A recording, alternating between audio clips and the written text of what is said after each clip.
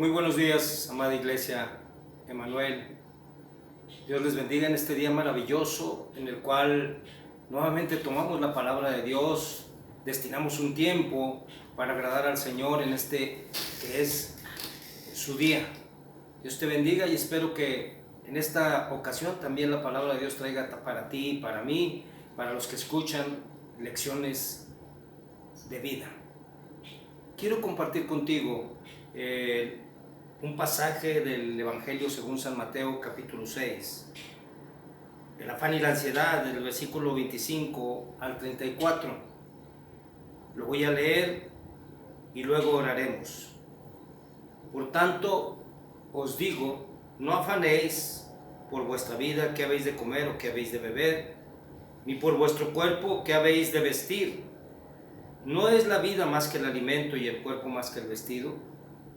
Mirad las aves del cielo que no siembran, ni ciegan, ni recogen en graneros, y vuestro Padre Celestial las alimenta. ¿No valéis vosotros mucho más que ellas? ¿Y quién de vosotros podrá, por mucho que se afane, añadir a su estatura un codo?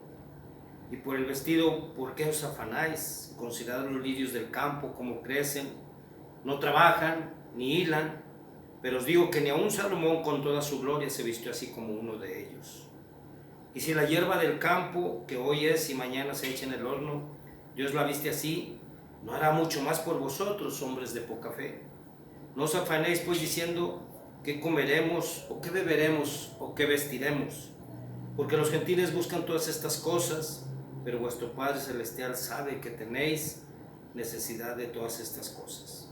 Mas busca primeramente el reino de Dios y su justicia, y todas estas cosas os serán añadidas. Así que no os afanéis por el día de mañana, porque el día de mañana traerá su afán. Basta a cada día su propio mal. Padre nuestro que estás en los cielos, bendice este día, glorifica tu nombre, Señor. Nosotros te alabamos, te adoramos y te damos gracias porque hasta hoy has sido con nosotros. Prepara nuestro corazón, nuestra mente, nuestro entendimiento, Señor, que seamos tierra fértil para tu palabra. En Cristo Jesús. Amén. En el texto áureo de esta mañana, mas buscad primeramente el reino de Dios y su justicia, y todas estas cosas os serán añadidas. Lo tomaremos muy en cuenta para meditar sobre las prioridades de la vida.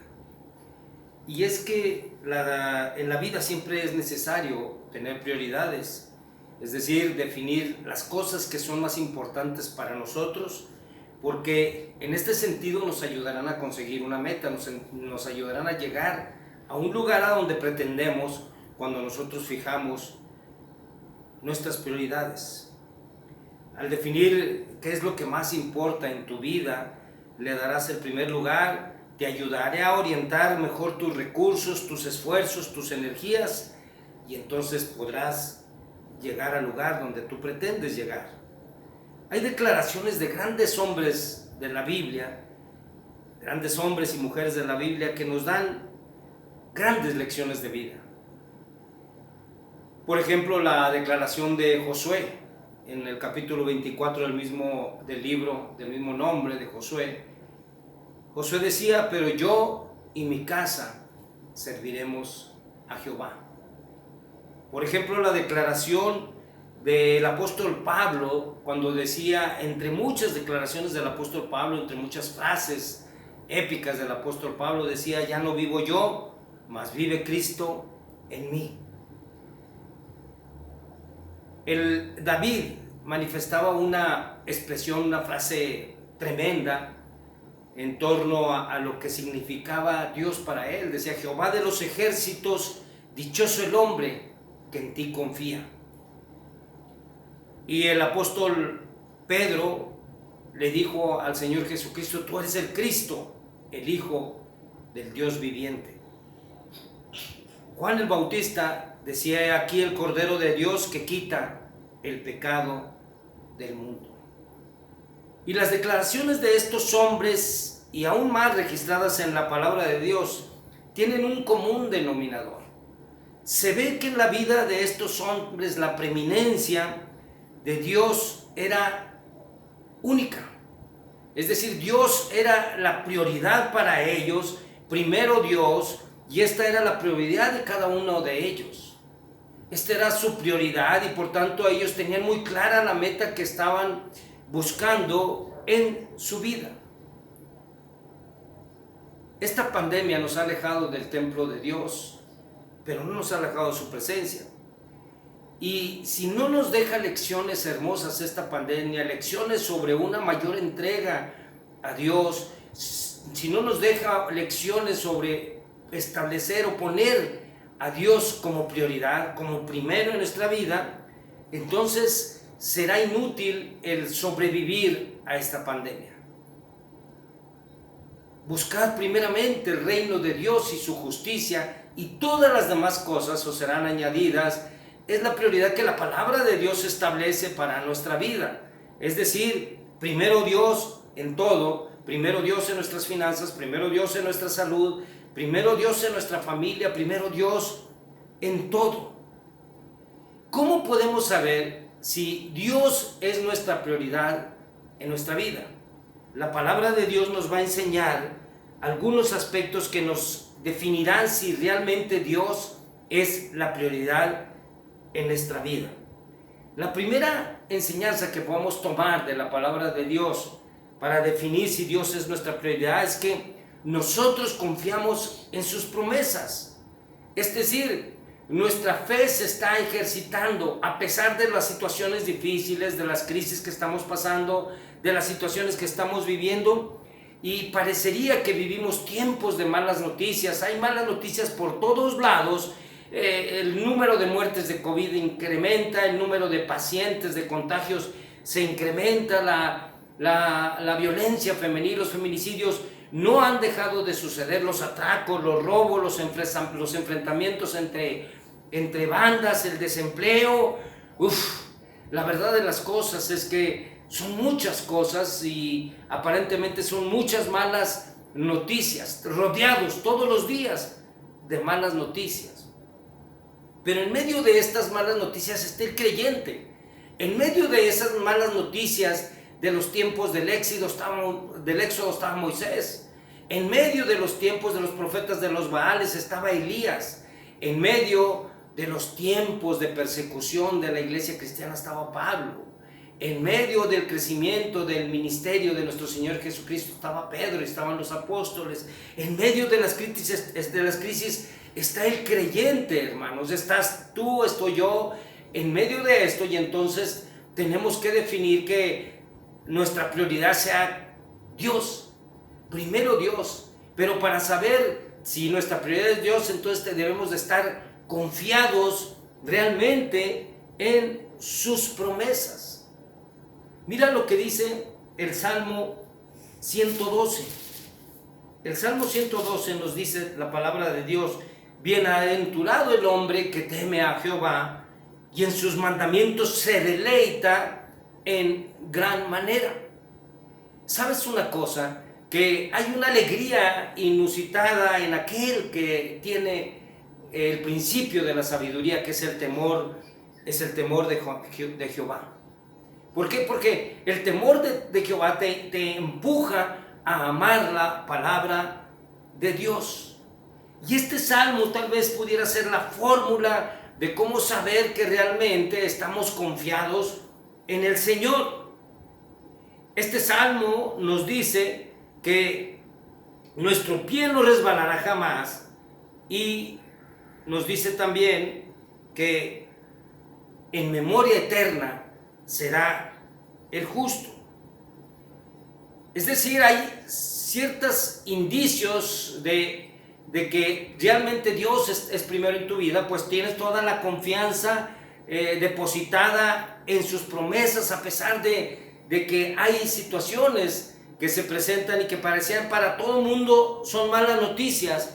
Nosotros debemos de estar confiados en el Señor, porque el estar alegres en el temor del Señor nos ayuda a desarrollar un amor por la palabra de Dios. Y en la medida que escuchamos nosotros la palabra de Dios, En la medida que escuchamos su voz a través de las Sagradas Escrituras, se fortalece nuestra fe, y en medio de la crisis, el hombre y la mujer de Dios se sienten seguros y se sienten confiados. Dice el Salmo que su corazón no temerá y su corazón está firme. En el verso 7, la palabra de Dios dice que no tendrá temor de malas noticias, pues su corazón está firme, confiado en Jehová. Y puesto que su vida tiene como cimiento a Dios, su vida tiene como fundamento a la roca que es nuestro Señor Jesucristo, entonces estamos confiados en las promesas y Él hará. Entonces esa confianza se desborda y se da a conocer a los demás, puesto que tenemos al Dios que nos protege, como aquel hombre prudente que construye su casa sobre la roca, y aun cuando es atacado por los ríos por abajo, tratando de derrumbar su casa, la palabra de Dios dice que está confiado. Como ese hombre que edificó su casa sobre la roca y que las lluvias la atacaron por encima para tratar de destruir su casa, pero él está confiado y su casa está firme. Como ese hombre que los vientos atacaron su casa para destruirla, pero no pudieron, porque su casa está firme, fundada en la roca de nuestra salvación. Y aunque los peligros y las malas noticias lleguen por todos lados, el hombre y la mujer de Dios, el hombre prudente y la mujer prudente de Dios, tendrán seguridad de que no habrá malas noticias, porque su corazón está confiado en el Señor. Qué maravillosa es esa exposición que hace Proverbios 31 de la mujer virtuosa.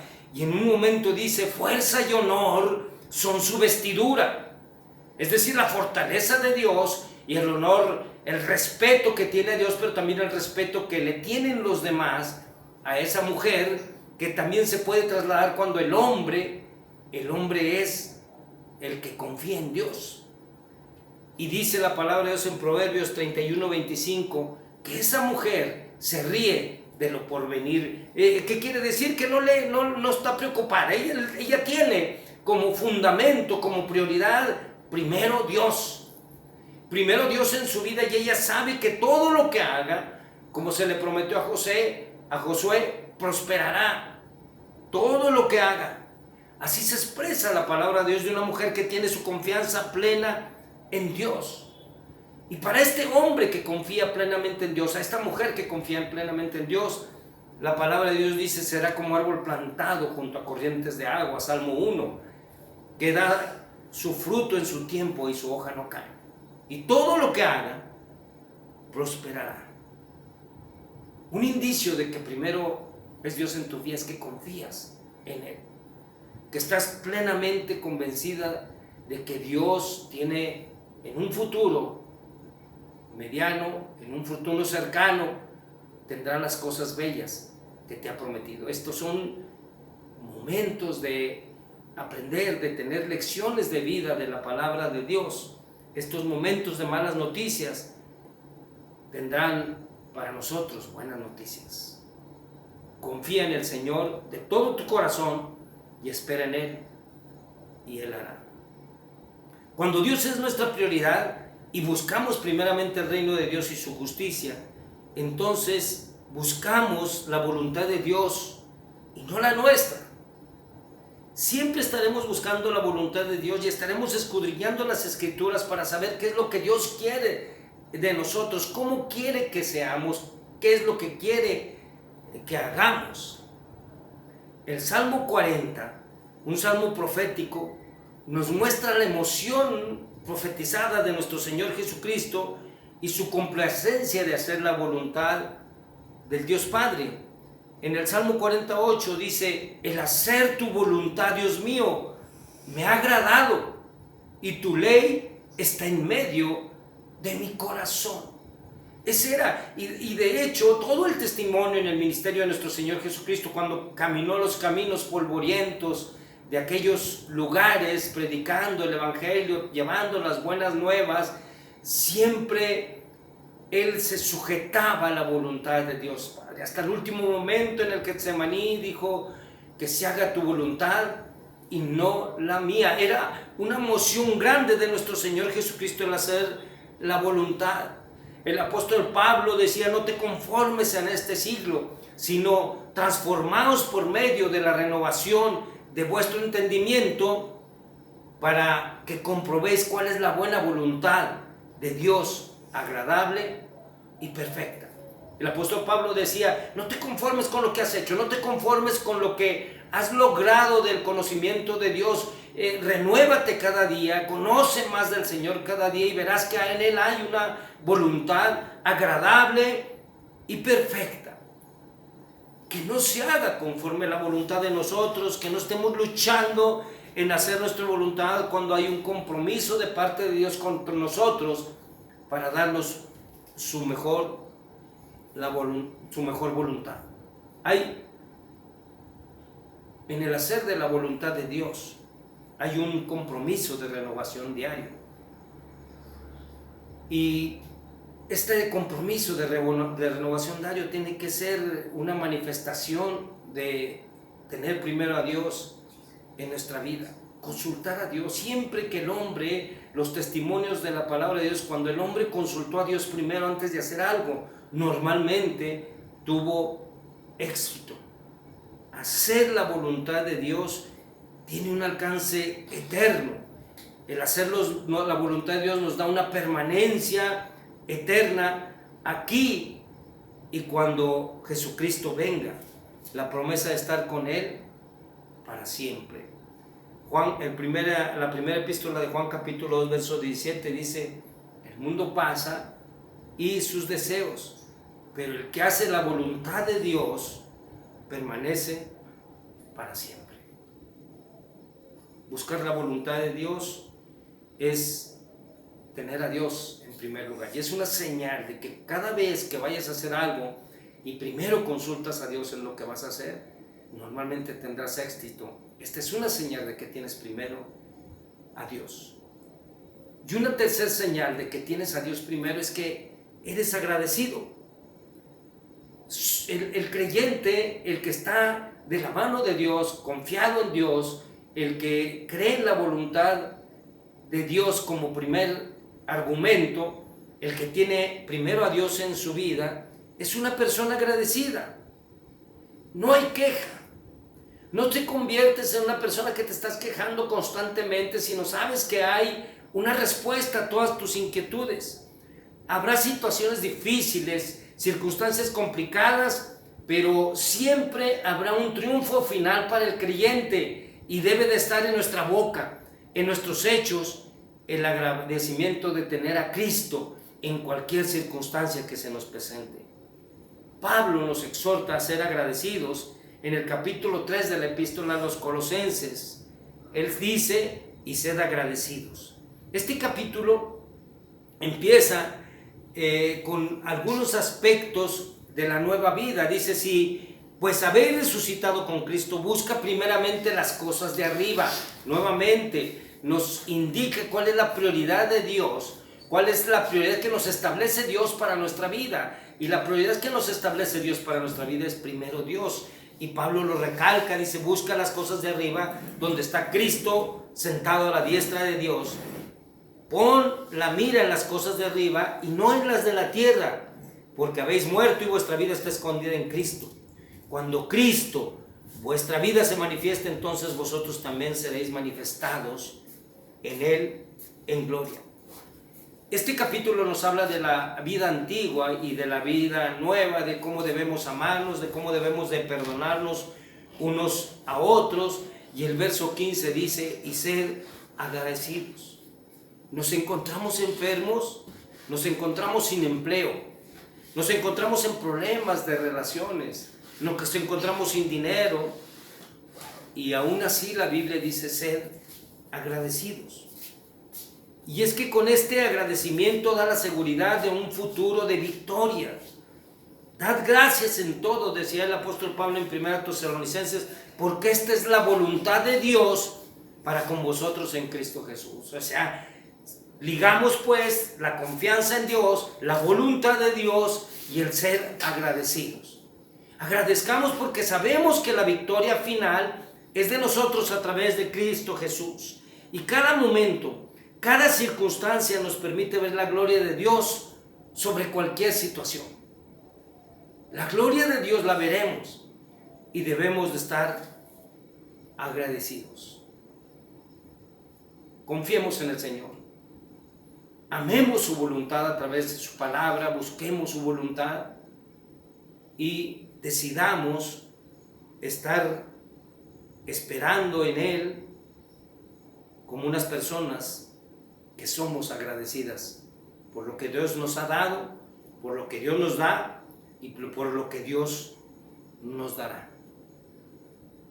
Pon primero a Dios en tu familia, pon primero a Dios en tus finanzas, pon primero a Dios en todos tus quehaceres cotidianos y verás lo maravilloso que será obtener victoria tras victoria en cada uno de tus quehaceres.